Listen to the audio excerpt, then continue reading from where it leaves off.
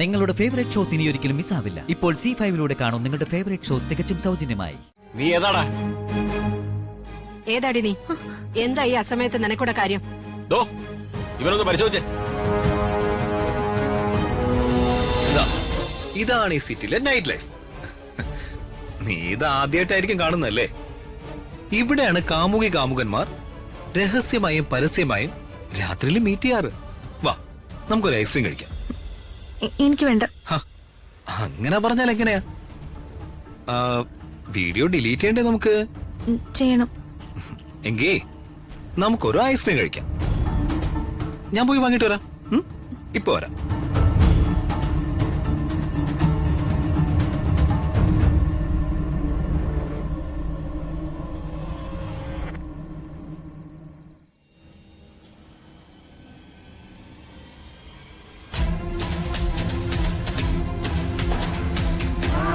Hello, police station.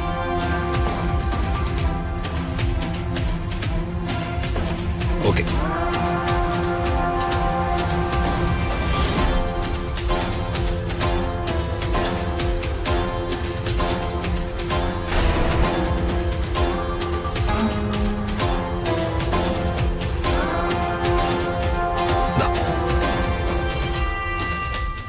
വാങ്ങിക്കേ.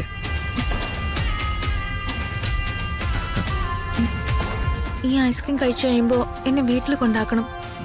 Okay, done. കഴിക്കുക. ദീപക്, സത്യം പറയേ, നീ ഇതിൽ വല്ല മയക്കുമരുന്നും കലക്കിയിട്ടുണ്ടോ?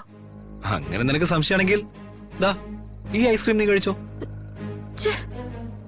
നീ കഴിച്ച ഐസ്ക്രീമിന്റെ ബാക്കി കഴിക്കുന്നതിലും നല്ലത് വിഷം കഴിക്കുന്നതാ.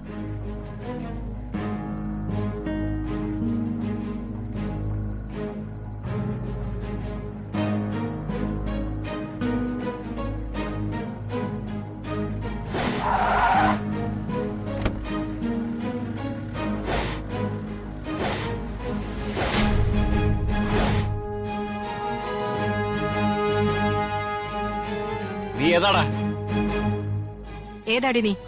എന്താ ഈ അസമയത്ത് നിനക്കൂടെ കാര്യം? ഇവരൊന്ന് പരിശോധിച്ചേ.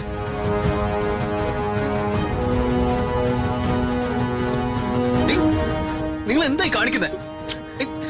എന്നെ വിട. അടങ്ങി നിൽക്കടാ, അവര് പരിശോധിക്കട്ടെ. എന്തിന്? എന്തിനാണെന്നോ നിനക്കൊന്നും അറിയില്ലല്ലേ? ഏതായി സ്ഥലമെന്ന് നിനക്കറിയോ? ഈ സിറ്റിയിൽ ഏറ്റവും കൂടുതൽ മയക്കുമരുന്ന് ഡീലിംഗ്സ് നടക്കുന്നത് ഇവിടെയാ. നീ ഏതാടി? ചോദിച്ചത് കേട്ടില്ലേ? സാറേ, ഈ പെണ്ണ് ചോദിച്ചിട്ടൊന്നും പറയുന്നില്ല. സർ, അവൾ എന്റെ കൂടെ വന്നതാ. ഓഹോ, കൊള്ളാലോടാ. എന്താ സാറേ, ഒരാണിനും പെണ്ണിനും രാത്രി പുറത്തു വരാൻ പാടില്ലെന്നുണ്ടോ? ഇതെന്താ? ഈ സ്ഥലം ജനാധിപത്യ രാജ്യത്തിന്റെ ഭാഗമല്ലേ? ഓഹോ. ദീപക്, മിണ്ടാതിരിക്ക് പ്ലീസ്. സർ, ഞങ്ങളൊരു ഐസ്ക്രീം കഴിക്കാൻ വന്നതാ. ഞങ്ങളുടെ വീട് ഇവിടെ അടുത്താ. ആണോ? പക്ഷേ വന്ന സ്ഥലം നിങ്ങൾക്ക് മാറിപ്പോയി. ഇവിടം അത്ര വെടിപ്പല്ല മോളെ. സാറേ, കൂടുതൽ വെളിച്ചെടുത്താലേ നാളെ സാറിന്റെ തലയിൽ തൊപ്പി കാണില്ല. വെറുതെ ഇടയാൻ നിൽക്കാതെ വേഗം സ്ഥലം വിടാൻ നോക്ക്.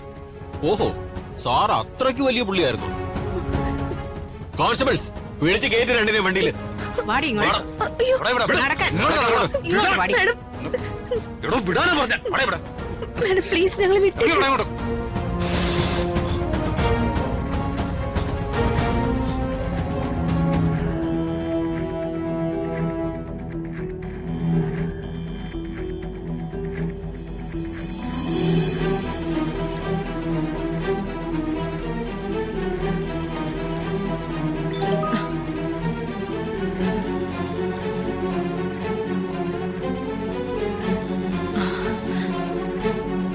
Plan success.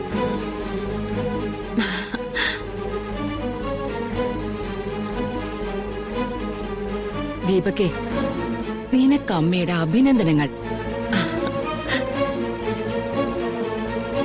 പോലീസ് സ്റ്റേഷനിലെത്തിയ നിന്റെയും ഋതികയുടെയും വാർത്ത നാളെ എല്ലാ മീഡിയകളിലും എത്തും. ഋതികയുടെ കല്യാണ ആലോചന മുടങ്ങും.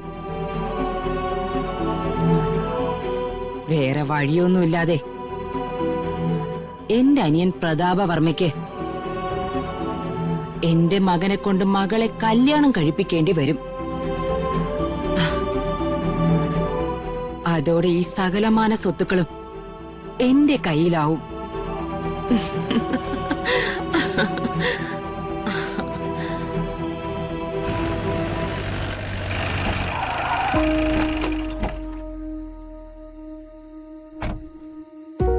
ഇറങ്ങണ വണ്ടി ഇങ്ങോട്ട് കൈയെടുക്കണോ?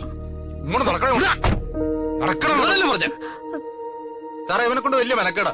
വണ്ടി ഇരുന്നുണ്ടാക്കിയ വേണം സാർ കേട്ടതല്ലേ? ഡാ നിർത്തിക്കോണം നിന്റെ വളച്ചില്. ഈ സ്ഥലം ഏതാണെന്ന് നിനക്ക് ശരിക്കും അറിയത്തില്ല. ആ അതന്നെ എനിക്കും പറയാനുള്ളത്. ഞാൻ ആരാണെന്ന് നിങ്ങൾക്കും അറിയില്ല. എന്നാ നമുക്ക് വിശദമായിട്ട് പരിചയപ്പെടാം. തൂക്കിട്ട് അകത്തിടണോ? നിനക്ക് കേറാനെന്താണ് ഇത്ര മടി? എന്നെ ശരിയാക്കാൻ പറ്റുമെന്ന് നോക്കണം. അടങ്ങി നിൽക്കണം. ഇപ്പൊ നിനക്ക് ബോധ്യമായി കാണുമല്ലോ ഈ സ്ഥലം ഏതാണെന്ന്. ഇങ്ങനെയൊക്കെ പെരുമാറാൻ ഞാനെന്താ ക്രിമിനലാണോ? കണക്ക് പറയേണ്ടി വരും. ഇവിടെ നിൽക്കുന്ന ഓരോരുത്തന്മാരും കണക്ക് പറയേണ്ടി വരും. നിനക്കൊന്നും അറിയില്ല ഞാൻ ആരാണെന്ന്. ദീപക് പ്ലീസ്, ഈ ഷോ ഇന്ന് നിർത്ത്. പോലീസിനെ ഇങ്ങനെ പ്രകോപിപ്പിക്കാതെ. പ്രകോപിപ്പിക്കാനോ? ഞാനല്ല, ദൈവന്മാർ എന്നെ പ്രകോപിപ്പിക്കുന്നത്. ഇതൊക്കെ ഇവന്മാരുടെ അടവാണ് ഋതു. എന്തിനാന്നറിയോ? കാശിന് വേണ്ടി 10 രൂപ നിലത്തിട്ടാ നായെ പോലെ നക്കിയെടുക്കുന്നവര്. തന്റെ വില എത്രയാടോ? 500, 5000 അതോ 50,000? കേരള പോലീസിന്റെ മാനത്തിന് വില പറയുന്നോടാ. ജീവിതം തുടങ്ങിയിട്ടില്ല രണ്ടും. ഒരു ടൈം പാസിന് എന്തെങ്കിലും കാട്ടിക്കൂട്ടിയിട്ട് ജീവിതാവസാനം വരെ തൊണ്ടയിൽ മുള്ളു കുടുങ്ങി ജീവിക്കേണ്ട ഗതി വരും. ഒന്ന് ഗുണദോഷിച്ചിട്ട് രണ്ടിനെ മടക്കി വിട്ടേന ഞാൻ. ഇനി നീ ഏത് പൊന്നു തമ്പുരാന്റെ മോനോ മരുമോനോ ആയാലും ശരി, നിന്നെ വെറുതെ വിടുന്ന പ്രശ്നമില്ല. നീയിട്ട 500, 5 ലക്ഷമോ 5 കോടിയോ ഒന്നും അല്ല കേരള പോലീസിന്റെ മാനത്തിന്റെ വില. അതെന്താണെന്ന് അറിയണമെങ്കിലേ നീ അകത്ത് കിടക്കണം. തുറക്കണോ? കേറണോ അങ്ങോട്ട്?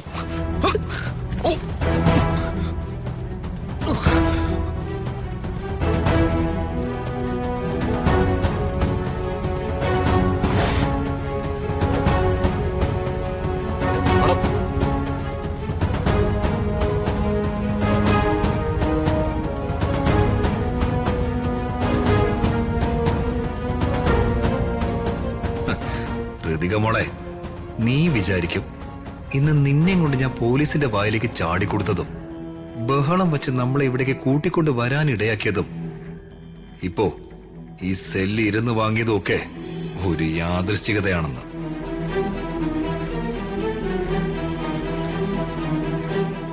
ഒന്നും അല്ലടി, എല്ലാം ഈ ദീപകിന്റെ പ്ലാൻ തന്നെയാ.